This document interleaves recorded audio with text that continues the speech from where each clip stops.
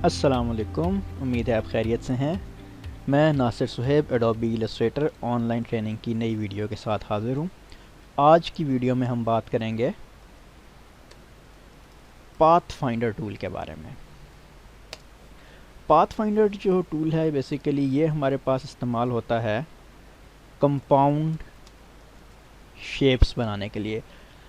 Compound shapes क्या होती हैं जनाब? कंपाउंड शेप्स हमारे पास वो शेप्स होती हैं जो दो या दो से ज़्यादा शेप्स को आपस में मिला के बनाई जाती हैं। तो आइए स्टार्ट करते हैं कंपाउंड शेप्स को।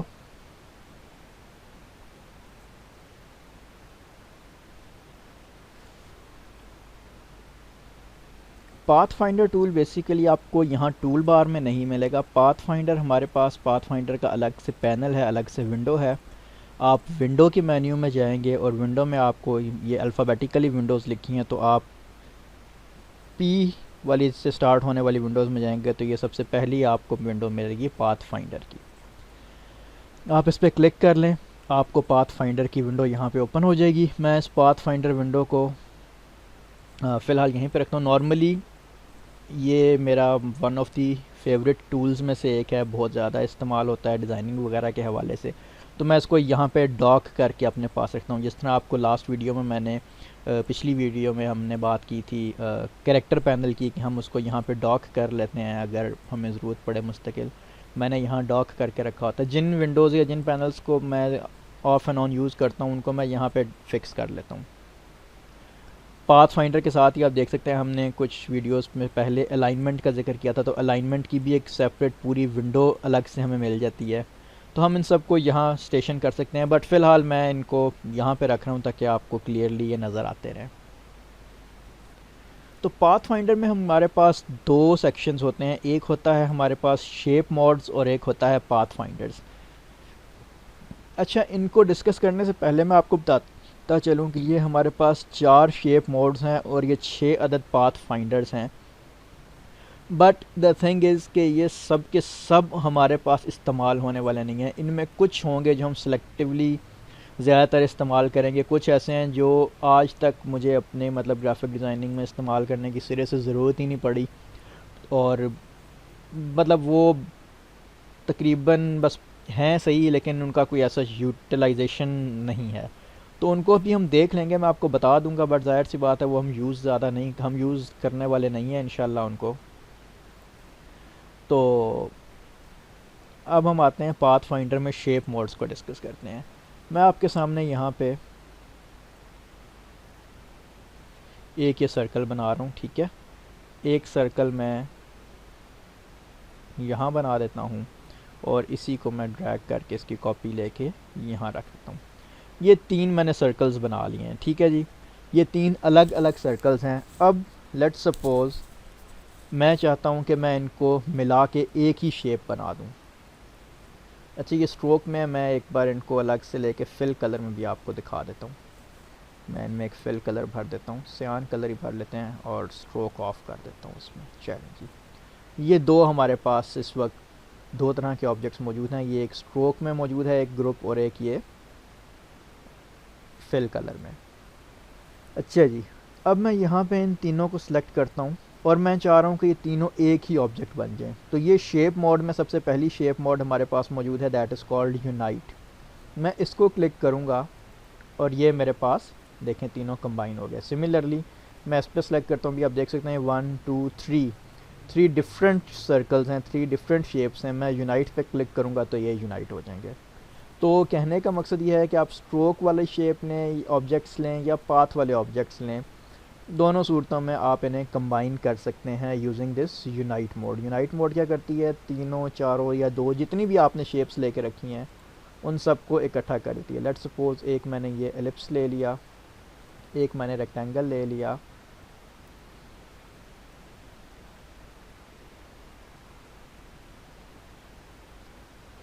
ये मैंने बना दिया, और अब मैं इनको इकट्ठा करना चाह रहा हूँ। बल्कि इसको तो इन दोनों को सिलेक्ट किया और यूनाइट कर दिया, तो ये 2 से 1 हो गए। तो इस तरह मतलब आप मल्टीपल शेप्स को यूनाइट कर सकते हैं using this unite shape mode. From path finder menu. ठीक है जी। अच्छा जी,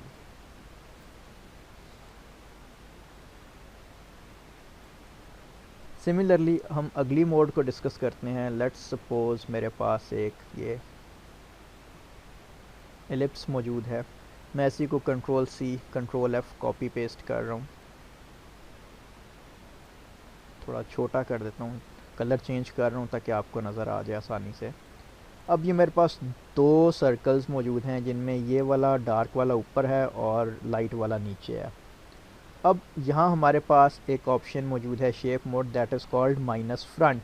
माइनस फ्रंट का मतलब है जो हमारे पास फ्रंट पे इस वक्त डार्क वाला है, तो इसको ये माइनस करेगा, और सिर्फ उसी को माइनस नहीं करेगा बल्कि उसके नीचे जो दूसरा वाला जो सर्कल था वो उसका जितना हिस्सा था वो अपने साथ उसको भी ले गया। ये देखें, उसने उसको बीच में से काट दिया है। ठीक है जी। इसको मैं एक और तरह से डेमोन्स्ट्रेट कर देता हूँ। एक मैंने ये सर्कल लिया, इसी को मैं इसकी कॉपी बना लेता हूँ। ये मैंने दो सर्कल्स ऊपर नीचे रखनी है। ठीक है, मैं इसका कलर डार्क कर लेता हूँ ताकि आपको क्लियरली आइडिया हो जाए। ये मेरे पास दो सर्कल्स हैं, डार्क वाला फ्रंट पे है, लाइट वाला जो है वो बिहाइंड है। अब अगर मैं माइनस फ्रंट लूँगा तो वो क्या करेगा, इस डार्क वाले को माइनस कर देगा, और डार्क वाले के पीछे वो नीचे जो लाइट वाला जितना था उसका भी उतना हिस्सा माइनस कर देगा। ये टाडा, सी फ्रंट भी माइनस हो गया और अपने साथ उतना ही बैक वाला हिस्सा भी ले गया। तो ये था हमारे पास माइनस फ्रंट।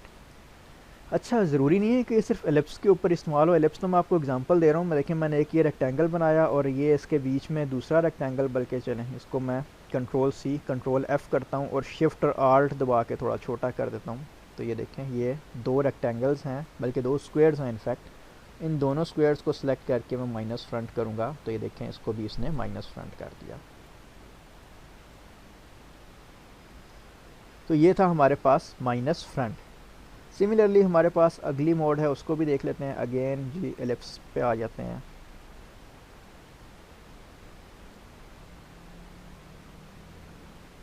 ये मेरे पास दो एलिप्स हैं और इन दो एलिप्स में आप देख सकते हैं कि ये इतना हिस्सा जो है ये एक दूसरे के ऊपर नीचे आया हुआ है, इतना पोर्शन। हम दूसरे अल्फाज में ये कह सकते हैं कि इतना पोर्शन इंटरसेक्ट कर रहा है। इंटरसेक्ट का मतलब आपस में ये जुड़ रहा है, कंबाइन हो रहा है, ओवरलैप कर रहा है, एक दूसरे के ऊपर नीचे आ रहा है। तो जो तीसरी हमारे पास मोड है that is called intersect. Intersect क्या करेगी कि इनका जितना हिस्सा एक दूसरे के ऊपर नीचे है उसको रख देगी और बाकी सबको ख़त्म कर देगी। ये मैंने इंटरसेक्ट मोड पे क्लिक किया और ये देखें, ये जितना हिस्सा इनका आपस में एक दूसरे के ऊपर नीचे था वो हिस्सा रह गया और बाकी सर्कल साइड से ख़त्म हो गए। That is intersect mode. अगली जो हमारे पास शेप मोड है that is called exclude mode. वो इंटरसेक्ट से उलट काम करती है, इसकी अपोजिट है वो क्या करेगी जनाब, ये हमारे पास एक्सक्लूड मोड ये करती है कि जितना हिस्सा एक दूसरे के ऊपर नीचे आ रहा है वो ख़त्म कर देगी और बाकी रहने देगी हमारे पास। इंटरसेक्ट क्या करती थी, ऊपर नीचे जो इंटरसेक्ट हिस्सा हो रहा था वो रहने देती थी, बाकी ख़त्म कर देती थी। एक्सक्लूड क्या करेगी कि जो ओवरलैप कर रहा है वो ख़त्म कर देगी और बाकी हमारे लिए छोड़ देगी। टाडा, सी। अच्छा, और कलर जो है ये फ्रंट वाली शेप, जो शेप फ्रंट पे होती है ना, कलर ये उसका हमारे पास रख देती है। सो आई होप यहाँ तक आपको कॉन्सेप्ट क्लियर हो गया। हमारे पास पाथ फाइंडर की शेप मोड्स क्या करती हैं, यूनाइट कर सकती हैं, माइनस फ्रंट है, इंटरसेक्ट है और एक्सक्लूड है। एक्सक्लूड का मतलब ही होता है निकाल देना, तो जो हिस्सा ओवरलैप हो रहा है उसको वो निकाल देता है, एक्सक्लूड कर देता है। इंटरसेक्ट का मतलब ही है कि जो हिस्से एक दूसरे के साथ जुड़ रहे हैं, मिल रहे हैं, ओवरलैप कर रहे हैं, तो उनको ये रख देगी, इंटरसेक्टिंग पार्ट्स को ये संभाल देगी। तो ये था हमारे पास पाथ फाइंडर की शेप मोड्स। आई होप यहाँ तक हम क्लियर हैं। अब हम आगे चलते हैं, पाथ फाइंडर मोड्स को देखते हैं। अच्छा, पाथ फाइंडर मोड्स में हमारे पास 6 तरह की मोड्स हैं। इन 6 मोड्स में जो सबसे ज़्यादा इस्तेमाल होने वाली मोड है वो ये सबसे पहले वाली है, डिवाइड। बाकी मोड्स कोई इतनी ज़्यादा यूज़, ये जो आखिरी 3 हैं ये तो यूज़ होती नहीं है एज सच। ठीक है, मर्ज कभी कभार इस्तेमाल होती है, ट्रिम भी इतनी ज़्यादा यूज़ नहीं होती। अभी हम इनको देखते हैं तो आपको इनका कॉन्सेप्ट क्लियर हो जाएगा।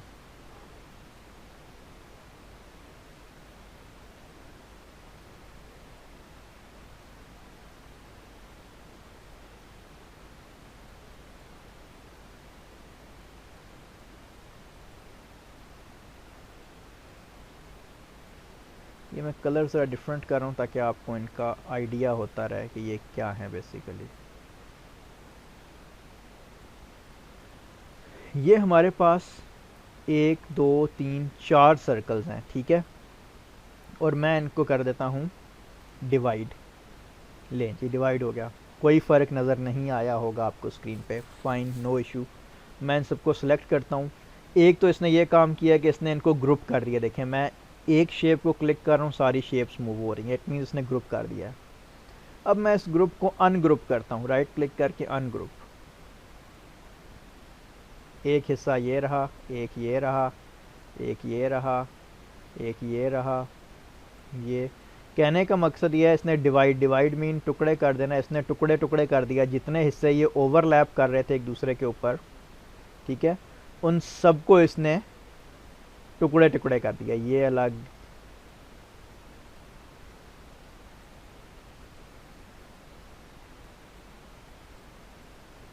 तो ये आप देख सकते हैं, ठीक हो गया। डिवाइड मोड बेसिकली ये काम करती है कि जितने हिस्से, जितनी शेप्स पर इन शेप्स को जहाँ जहाँ से ओवरलैप कर रही होती हैं वहाँ से इनको तोड़ देती है।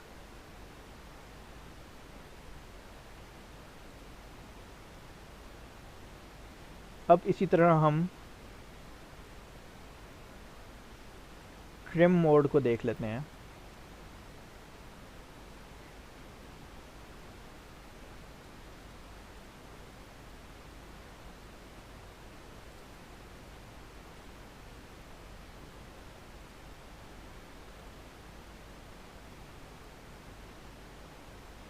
ट्रिम पे क्लिक किया, अगेन ट्रिम ने बाहर तो कुछ नहीं किया, इनको ग्रुप कर दिया है। मैं इन्हें अनग्रुप करता हूँ। अब क्या होगा, इस ऊपर वाला ये साबित है, इसने अपने नीचे वाले को काट दिया, इसने उसको काट दिया और उस ऊपर वाले ने इसको काट दिया। ये बेसिकली ट्रिम क्या करता है, ये अपने से नीचे वाली शेप्स को काटना शुरू कर देते हैं। तो again the thing is, trim को हम बहुत ज़्यादा इस्तेमाल नहीं करते। ट्रिम की बजाय हमें ये जो पर्पज़ है वो ज़्यादातर काम हमारा डिवाइड टूल की मदद से ही हो जाता है। तो ट्रिम हमारे पास कोई बहुत ज़्यादा काबिल इस्तेमाल चीज़ ऐसा सच नहीं है। ये सिर्फ आपको एक कॉन्सेप्ट ही देना था मैंने। लाइक मैं अगर ये 2 सर्कल्स के ऊपर ट्रिम को इस्तेमाल करूं,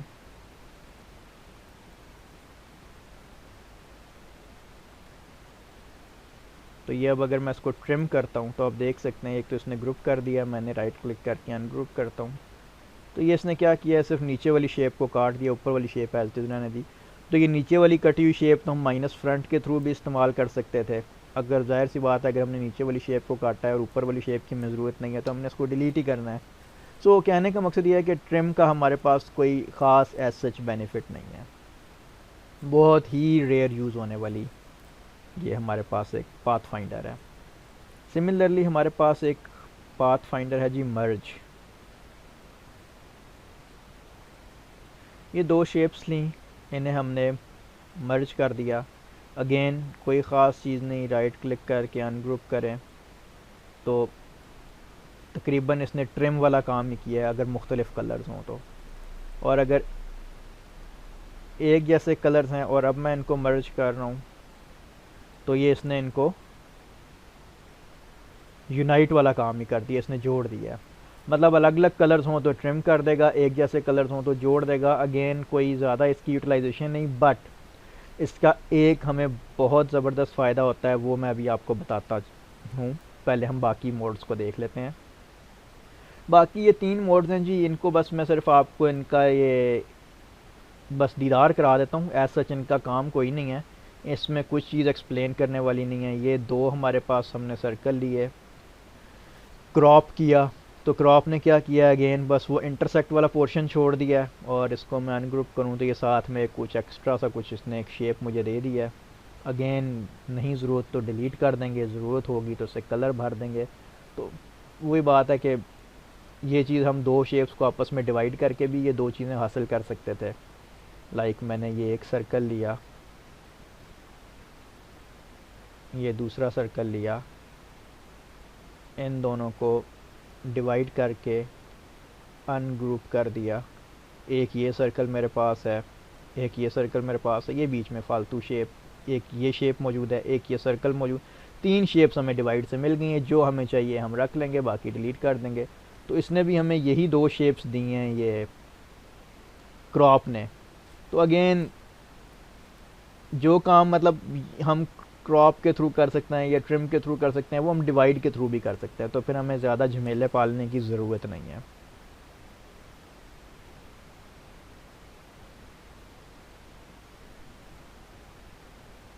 सिमिलरली हमारे पास अगली मोड है जनाब आउटलाइन। ये बस 2 आउटलाइंस बना के हमें दे देगी। अनग्रुप करें तो ये आउटलाइंस के भी टुकड़े टुकड़े हुए हैं। तो अगेन, और इन आउटलाइंस का कोई ख़ास मकसद नहीं है हमारे पास एज सच, मतलब कोई इसकी एज सच कोई लंबी चौड़ी यूटिलाइजेशन नहीं। सिर्फ ये किया इसने कि जो फिल कलर था, सियान कलर मैंने अंदर अपने सर्कल्स में रखा था, उस सर्कल की इसने बारीक सी आउटलाइंस दे दी हैं। अगर मैं इसको स्ट्रोक दे दूं तो बस ये सिंपल ये होगा कि स्ट्रोक आ जाएगा मेरे पास। तो इसका भी कोई ख़ास एज सच हमें यूटिलाइजेशन नहीं है। एंड सिमिलरली हमारे पास माइनस बैक मौजूद है।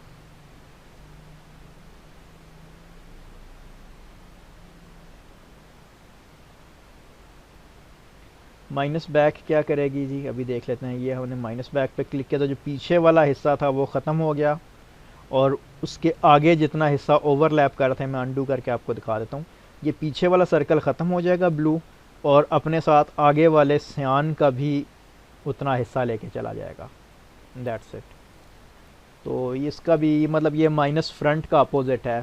तो इनको आप इंटरचेंजेबली, हम ज़्यादातर माइनस फ्रंट ही यूज़ करके, हमें एक गोल शेप ही हमने लेनी होती है, मतलब कोई कट आउट शेप ही लेनी होती है।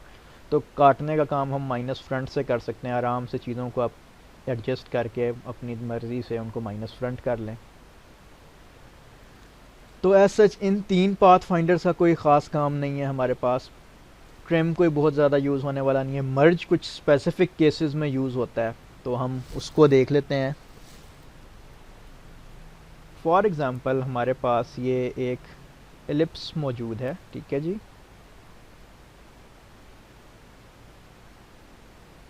और एक ये ऊपर दूसरा एलिप्स मौजूद है, ठीक है।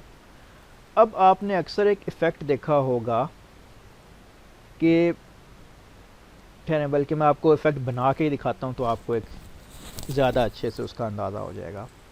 मैं इस वाले एलिप्स को एक स्ट्रोक कलर दे रहा हूँ, वाइट कलर। तो ये देख सकते हैं आप, आपको ऐसा फील हो रहा होगा कि जैसे ये शेप इतनी कटी हुई है और ये बीच में गैप है दोनों के इतना, और उस गैप के बाद ये दूसरी शेप है। लेकिन दर हकीकत ऐसा नहीं है, ये बीच में वाइट कलर है, क्योंकि बैकग्राउंड भी वाइट है तो इसलिए हमें गैप का तासुर दे रहे हैं। लेकिन अगर मैं इसको यहाँ लेके आऊँ तो आप देख सकते हैं साफ नज़र आ रहा है कि ये वाइट स्ट्रोक है।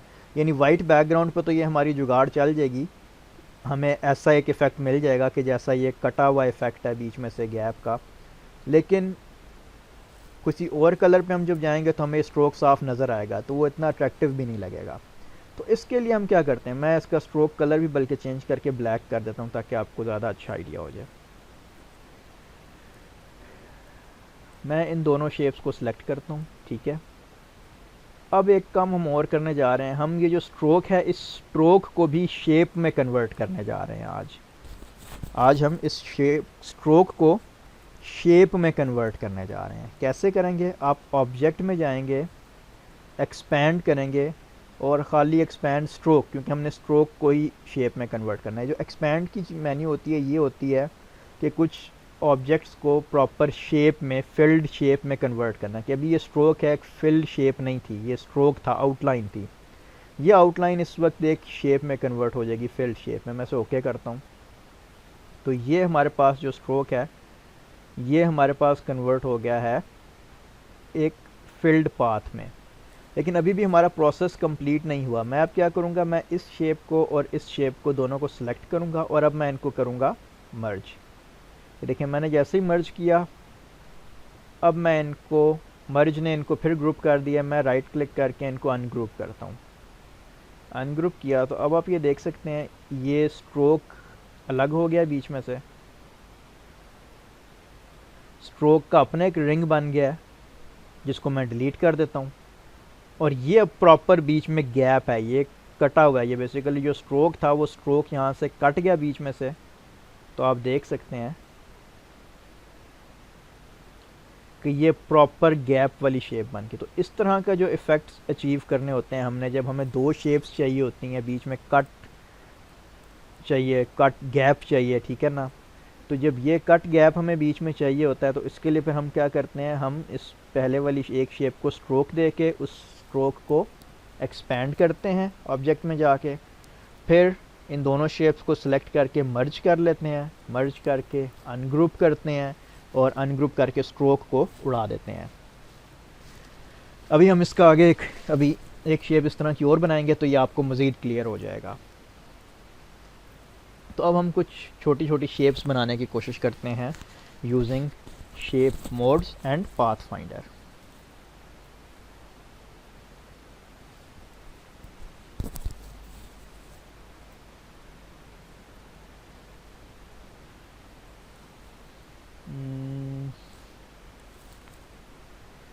एक एलिप्स ड्रॉ करते हैं जनाब, ठीक है। Control C, control F, copy paste in front, थोड़ा छोटा कर देते हैं एंड कलर चेंज कर देते हैं ताकि क्लियरली हमें पता चले। अच्छा, स्ट्रोक और फिल को इंटरचेंज कर लेते हैं, बल्कि स्ट्रोक ख़त्म ही कर देते हैं फ्रंट वाले सर्कल का। ये चीज़, ये दो हमारे पास शेप्स आ गई, ठीक है। मैं ऐसे करने जा रहा हूँ माइनस फ्रंट, ये बीच में से कट हो गया, ठीक है, ओके फाइन। अब हम क्या करते हैं जनाब, एक रेक्टेंगल लेते हैं और उस रेक्टेंगल को यहाँ ड्रॉ कर देते हैं। ये ड्रॉ हो गया। उस रेक्टेंगल और इस एलिप्स को पकड़ के इसे की ऑब्जेक्ट बना के प्रॉपरली सेंटर लाइन भी कर देते हैं।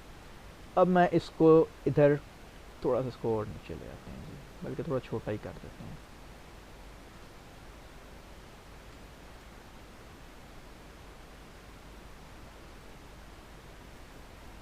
अब मैं इसको रोटेट करूंगा इसके चारों साइड पे। ये गियर आइकन, जैसे गियर नहीं होते सेटिंग टाइप आइकन, और ये उस तरह की एक चीज़ बन जाएगी। मैं रोटेट टूल लेता हूँ, आर कीबोर्ड शॉर्टकट है, आर फॉर रोटेट, ठीक है जी। और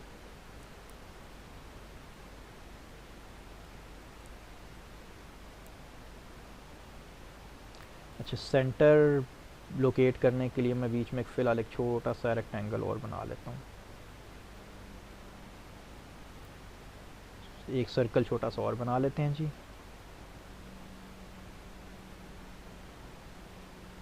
ठीक हो गया। अब ये आर फॉर रोटेट, ये सेंटर आ गया।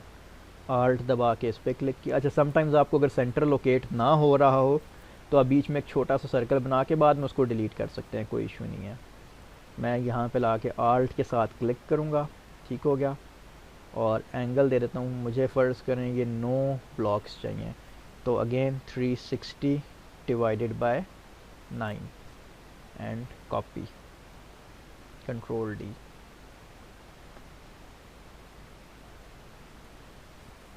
ठीक हो गया जी।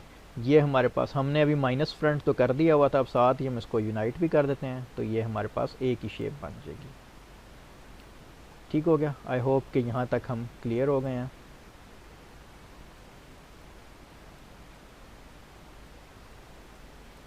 अच्छा जी, एक शेप तो हमारे पास ये हो गई। एक शेप और बना लेते हैं,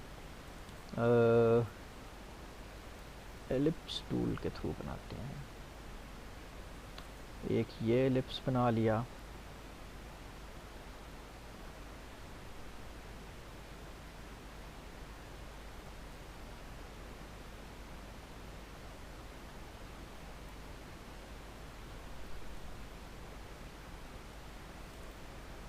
कलर ज़रा मैं डिफरेंट रख लेता हूँ ताकि आपको इजीली नज़र आ जाए। आल्ट दबा के इसकी एक कॉपी यहाँ पे ले ली,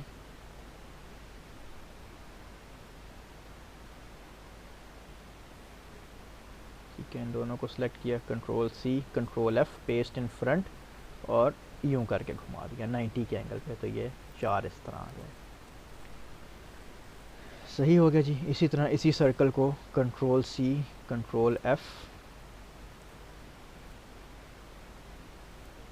कलर चेंज कर देते हैं इसका भी। ये हमने एक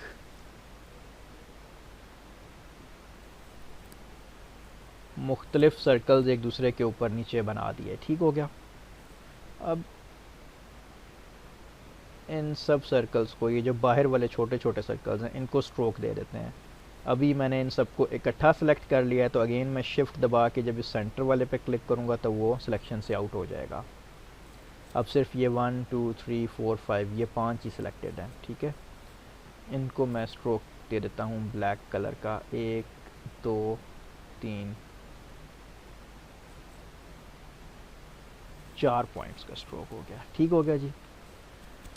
अच्छा जी, अब मैं क्या करता हूँ, ऑब्जेक्ट में जाता हूँ और एक्सपेंड कर देता हूँ इन चारों को, ठीक है। अगेन यहाँ पे मर्ज टूल अप्लाई करने जा रहा हूँ। तो स्टेप्स हमारे पास क्या थे, पहले हमने इन सबको स्ट्रोक दे दिया 5 सर्कल्स को, ठीक है। फिर ऑब्जेक्ट में जाके एक्सपेंड स्ट्रोक, ओके। अब साथ में ये वाला जो बीच में बड़ा सर्कल है इसको भी अटैच कर लें, इसको भी हमने अटैच कर लिया और यहाँ से आके हमने किया मर्ज, ये मर्ज हो गए। अब मैं राइट क्लिक करके अनग्रुप करता हूँ,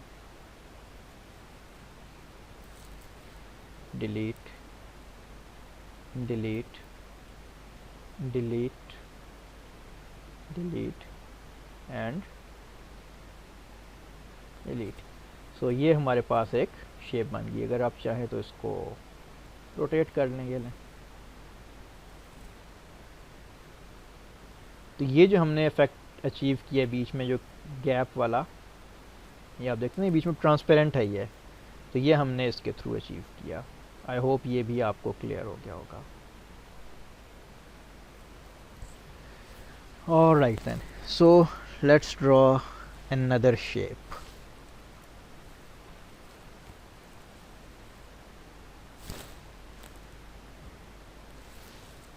ये हमारे पास ओलंपिक रिंग्स का एक लोगो मौजूद है, जो ओलंपिक स्पोर्ट्स होती हैं उनका ये लोगो है, ओलंपिक रिंग्स।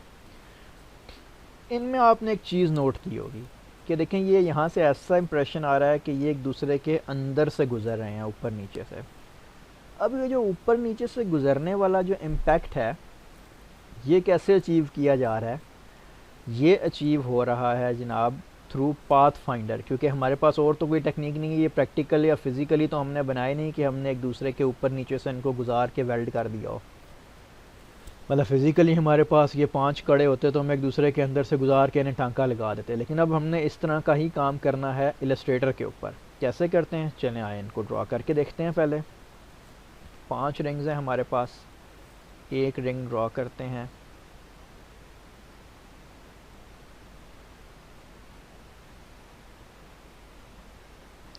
पहला रिंग था हमारे पास सियान कलर में, ठीक है जी। हाँ, अभी हमें स्ट्रोक की ज़रूरत नहीं है, ठीक हो गया। कंट्रोल सी कंट्रोल एफ, इन दोनों को सिलेक्ट किया और माइनस फ्रंट, ये हमारे पास एक रिंग बन गया।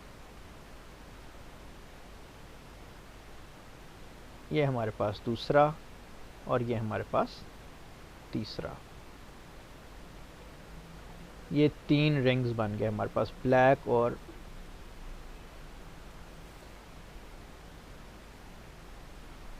रेड तो नहीं है, एक रेड से मिलता जुलता ही शेड है, पिंक भी नहीं है सॉर्ट। चलें फ़िलहाल हम इसको रेड ही दे देते हैं कलर। मैं यहाँ से खैर अगर चाहूँ तो इसका कलर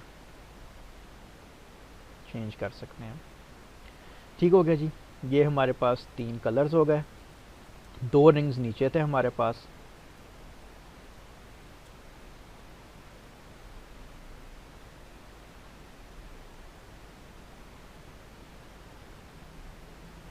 एक ये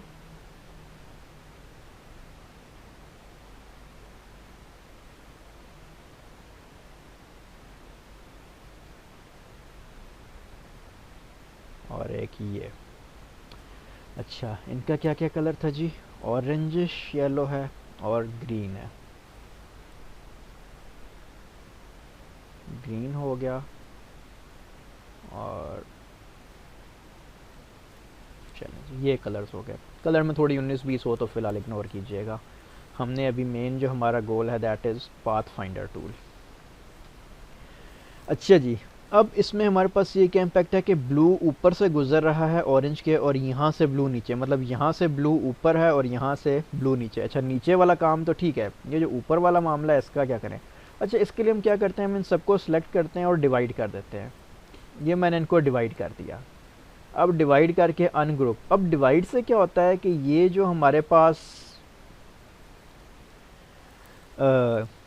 ओवरलैप कर रहे हैं, एक दूसरे के ऊपर से गुजर रहे हैं, ये टुकड़े हमारे पास अलग अलग हो गए हैं। इसी ये देखें, तो अब ये जो टुकड़ा है बेसिकली ये हमारे पास, उसको अगर मैं सियान कलर का कर दूं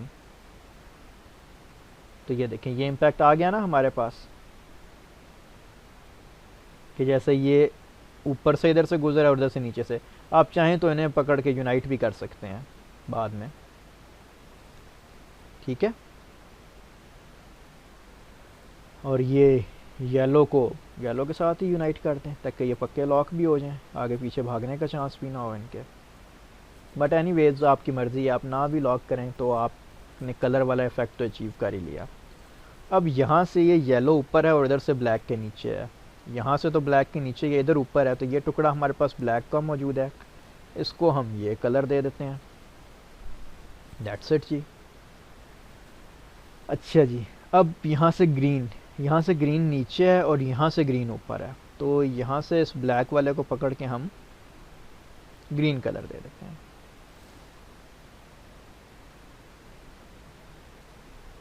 ठीक हो गया। अब आते हैं रेड की तरफ। यहाँ से ग्रीन ऊपर है और यहाँ से रेड ऊपर है, यहाँ से रेड ऊपर है, यहाँ से ग्रीन ऊपर है। अगेन इसे क्लिक करें और ग्रीन कलर लगा दें, दैट्स इट जी। ये आपके पास वो इफ़ेक्ट आ गया जो हमें चाहिए था, कि ये सर्कल्स ऐसा फील हो रहा है जैसे एक दूसरे के अंदर से गुजर रहे हैं। तो ये जनाब हमारे पास था path finder tool. I hope आपको काफ़ी इंटरेस्टिंग लगा होगा। सो आपसे मुलाकात होती है इंशाल्लाह अगली वीडियो में। अपना ख्याल रखिएगा। अल्लाह हाफ़िज़।